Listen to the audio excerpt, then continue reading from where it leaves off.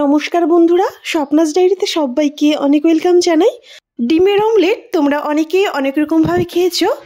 আজ তোমাদের একটু অন্যরকমভাবে ডিমের অমলেট করে দেখাবো। আশা করছি বন্ধুরা তোমাদেরও খুব ভালো লাগবে। ভালো লাগলে চ্যানেলটি সাবস্ক্রাইব করে পাশে থেকো।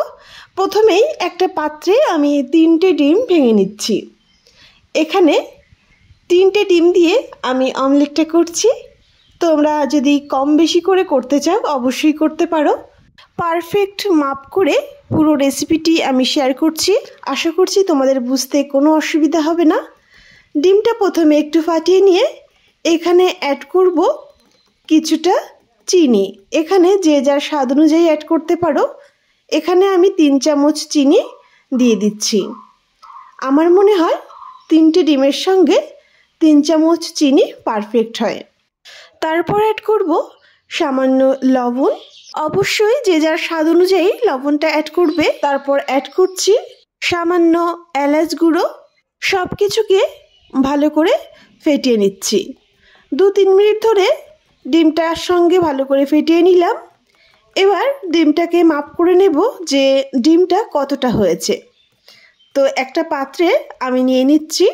ছোট্ট একটা বাটি আমি এখানে নিয়েছি এবং বাটিটায় মাপ করে দেখছি পুরো বাটিটা কিন্তু ভরেনি, একটু ফাঁকা আছে।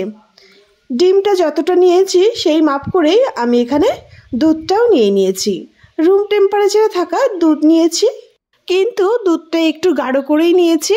দুধটা গাঢ় হলে খেতে অবশ্যই বেশি ভালো লাগবে। এইবার দুটোকে একসঙ্গে বড় একটা পাত্রে আমি নিয়ে নিচ্ছি। ডিম আর দুধের মাপটা এক রাখতে হবে। এবার দুধ আর ডিমটাকে বেশ খানিকক্ষণ ধরে ভালো করে ফেটিয়ে নিচ্ছি। এখানে আমি 10 থেকে 15 মিনিট ধরে ডিম আর দুধটাকে বেশ ভালো করে ফেটিয়ে নিয়েছি। এখানে আমি একটা চামচের সাহায্যে বেশ ভালো করে ফেটিয়ে নিয়েছি একটু টাইম ধরে। তো দেখো খুব সুন্দর করে ফেটানো হয়েছে।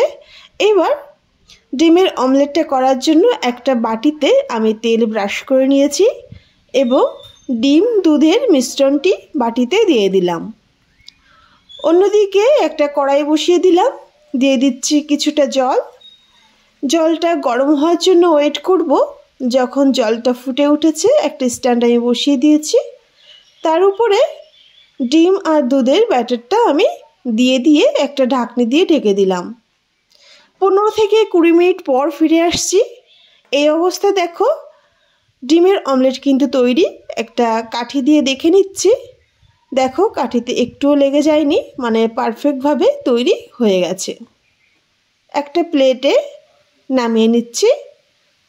খুব সুন্দরভাবে কিন্তু অমলেটটা তৈরি হয়েছে। তবে তোমরা যদি চাও একটু ঠান্ডা করে নিতে পারো। আমি গরম অবস্থায় নামিয়ে নিয়েছিলাম। তো কতটা নরম হয়েছে দেখে আশা করি বুঝতে পারছো। আমি 3টে আমন্ড বাদাম দিয়ে উপরে সাজিয়ে নিচ্ছি।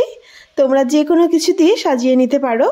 এবার কেটে তোমাদের দেখাচ্ছি যে কতটা নরম হয়েছে। তো বন্ধুরা দেখো ভীষণই নরম হয়েছিল আর খেতেও কিন্তু খুবই ভালো হয়েছে।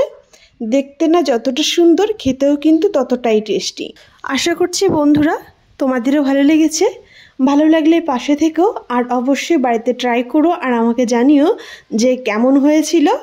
আজ ভিডিওটি এই পর্যন্তই। সবাই অনেক ভালো থেকো, সুস্থ থেকো। দেখা হচ্ছে নেক্সট কোনো ভিডিওতে।